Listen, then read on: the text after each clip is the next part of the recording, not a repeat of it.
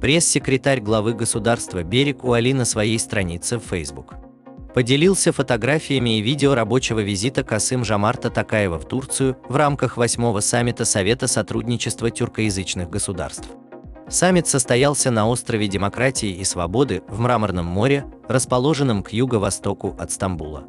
Момент, когда лидеры Организации тюркских государств едут на остров Демократии и Свободы, расположенный в юго-восточной части от Стамбула, подписал фото и видео Берик Уали. Напомним, накануне сообщалось, что Токаев прибыл с двухдневным рабочим визитом в Стамбул. Помимо участия в саммите, программа визита президента также предусматривала ряд двусторонних встреч.